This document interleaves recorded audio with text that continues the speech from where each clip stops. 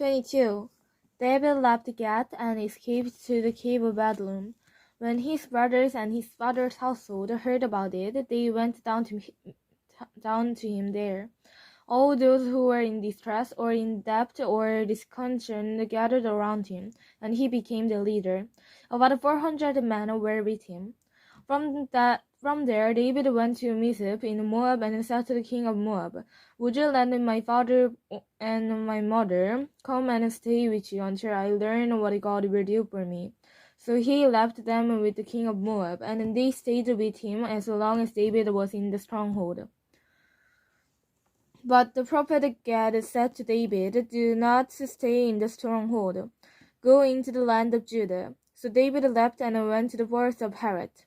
Now Saul heard that David and his men had been discovered, and Saul, spear in hand, was seated under the tamarisk tree on the hill that Gibeah, with all his officers standing around him. Saul said to them, "Listen, men of Benjamin, will the son of Jesse give all of you fields and vineyards? Will he make all of you commanders of thousands and commanders of hundreds? Is that why you have all conspirated against me? No one tells me when your son and convenient with my son, with the son of Jesse. None of you is concerned about me or tells me that my son has incited my servant to lie in wait for me, as he does today." But the Edomites, who was standing with Saul's officials, said, "I saw the son of Jesse come to Amalek son of Atias at Noah. Amalek inquired of the Lord for him. He also gave him provision and the sword of Goliath the Philistine." Then the king sent the priest Amalek, son of Eliab, and his father's whole family, who were the priests of Moab, and listened. And they all came to the king. Saul said, "Listen now, so of Atub." "Yes, my lord," he answered. Saul said to him, "Why have you conspired against me? You and the son of Jesse, giving him bread and a sword and inquiring of God for him, so that he has rebelled against me and lies in wait for me, as he does today." Amalek answered the king, "Who of all your servants is a lawyer as David, the king's son-in-law, captain of your bodyguard, and highly respected in your household? Was that day the first time I inquired of God for him? Of course not. Let not the king accuse your servant of any of his father's family, so your servant knows nothing at all about this whole affair." But the king said, "You will surely die, Amalek, you and your father's whole household." Then the king ordered the guard as his side, "Turn and kill the priests of the Lord, because they too have sided with David." Then they knew he was fleeing, yet they did not tell me. But the king's officials were not willing to raise a hand to strike the priest of the Lord. The king then ordered Doeg, You turn and strike down the priest." So Doeg the Edomite turned and struck them down. That day he killed 85 men who wore the lion ephod. He also put to the sword Nob, the town of the priest, with its men and women, its child and infants, and its cattle, donkeys, and sheep. But Abder, a son of Amalek, son of Ahitub, escaped and fled to join David. He told David that Saul had killed the priest of the Lord. Then David said to the priest of the Lord, Abimelech, that day, when Doeg the Edomite was there, I knew he would be sure to tell Saul, "I am responsible for the death of your father's whole family. Stay with me, don't be afraid. The man who is seeking your life is seeking mine also. You will be safe with me." 23. When David was told, "Look, the Philistines are fighting against Keilah and are looting the threshing floors," he inquired the Lord, saying, "Shall I go attack these Philistines?" The Lord answered him, "Go, attack the Philistines and save Keilah." But David's man said to him, "Here is Judah, we are afraid. How much more then if we go to Keilah against the Philistines?" 4. Once again David inquired the Lord, and the Lord answered him, "Go down to kill, for I am going to give the Philistines into your hands. So David and his men to kill brought the Philistines and carried up their livestock. He inflicted heavy losses on the Philistines and saved the people of Keilah. Now Abraham's son Abimelech had brought the ephod down with him when he fled to David at Keilah. Saul was told that David had gone to Keilah, and he said, God has handed him over to me, for David has impressed himself by entering a town with gates and bars. And Saul called up all his forces for battle, to go down to Keilah to bested David and his men. When David learned that Saul was plotting against him, he said to the Abimelechite, the priest, to bring the ephod. David said, O Lord, God of Israel, your servant has heard definitely that Saul plans to come to Keilah and destroy the town on account of me. Will the citizens of Keilah surrender me to him? Will Saul come down as your servant has heard? O Lord, God of Israel, tell your servant. And the Lord said, He will. Again David asked, Will the citizens of Keilah surrender me and my men to Saul? And the Lord said, They will. So David and his men, about 600 in number, left Keilah and kept moving from place to place. When Saul was told that David had escaped from Keilah, he did not go there.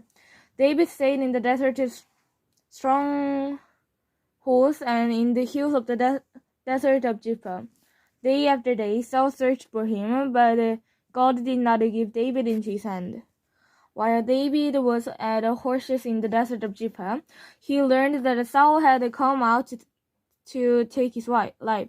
And Saul's son Jonathan went to David as a horse and helped him find strength in God. Don't be afraid, he said. My father Saul will not lay a hand on you. You will be king over Israel, and I will be second to you. Even my father Saul knows it. The two of them made a convenient before the Lord. Then Jonathan went home, but David remained at the horse. The Jephthahs went up to Saul at Gibeon and said, Is not David hiding among us and the stronghold at the horse, on the hill of Hilkiah, south of Jerusalem? Now, O king, come down wherever it pleases you to do so, and we will be responsible for handing him over to the king. Saul replied, The Lord bless you for your concern for me. Go and make a certain preparation. Find out where David usually goes and who has seen him there. They tell me he is very crafty. Find out about all the hiding places he uses and come back to me while finding information. Then I will go with you. If he is in the area, I will track him down among all the clans of Judah. So they set out and went to Jephtha ahead of Saul. Now David and his men were in Jeshimon. Saul and his men began the search, and when David was told about it, he went down to the rock and stayed in the desert of Moab. When Saul heard this, he went into the desert of Moab and pursued of David. Saul was going along on the side of the mountain, and David and his men were on the other side, hurrying to get away from Saul. As Saul and his forces were closing in David and his men and captured them, a messenger came to Saul, saying, Come quickly, the Philistines are raiding the land. Then Saul broke up his pursuit of David and went to meet the Philistines. That is why they call this place Sisera Hamelekot. And David went up from there and lived in the strongholds of En-gedi. 34. After Saul returned from pursuing the Philistines, he was told, David is in the desert of En-gedi. So Saul took 3,000 chosen men from all Israel and set out to look for David and his men near the cracks of the wild goats. He came to the sheep pens along the ways. A cave was there, and Saul went in to relieve him. David and his men were far back in the cave. The man said, This is the day of the Lord spoke of when he said to you, I will give your enemies into your hands, for you to deal with you as you wish. Then David crept up unnoticed and caught up the corner of Saul's robe. Afterward, David was constrained for having caught up a corner of his robe. He said to his man, The Lord forbid that I should do such a thing to my master. The Lord's anointed, or lift my hand against him, for he is the anointed of the Lord. With these words, David rebuked his men and did not allow them to attack Saul. And Saul left the cave and went his way.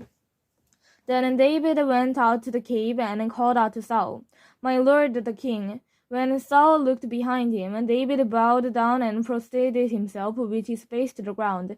He said to Saul, "Why do you listen when a man says, 'David is bent on harming you'? This day you have seen with your own eyes how the Lord delivered you into my hands in the cave. Some urged me to kill you, but I against my master, because he is the Lord's anointed. See, my brother, look at this piece of your robe in my hand. I cut off the corner of your robe, but it did not kill you. Now understand and recognize that I am not guilty of wronging or rebellion. I have not wronged you, but you are hurting me down to take my life. May the Lord judge between you and me, and may the Lord avenge the wrongs you have done to me, but my hand will not touch you. As the Lord saying goes, from violence come evil deeds, so my hands will not touch you. Against whom has the king of Israel come out? Whom are you persuading? A dead dog, a flea? May the Lord be our judge and decide between us. May he consider my cause and affluent is. May he vindicate me by delivering me from your hands." When David had finished saying this, Saul asked, "Is that your voice, David, my son?" And he wept aloud. "You are more righteous than I," he said. "You have treated me well, but I have treated you badly. You have just now told me of the good you did to me. The Lord delivered me into your hands, but you did not kill me. When a man finds his enemy, does he let him get away unharmed? May the Lord reward you well for the way you treated me today. I know that you will surely be king, and that the kingdom of Israel will be established in your hands. Now swear to me by the Lord that you will not cut off my descendants or wipe out my name from my father's family." So David gave his oath to Saul. Then Saul returned to home, but David and his men went up to the stronghold.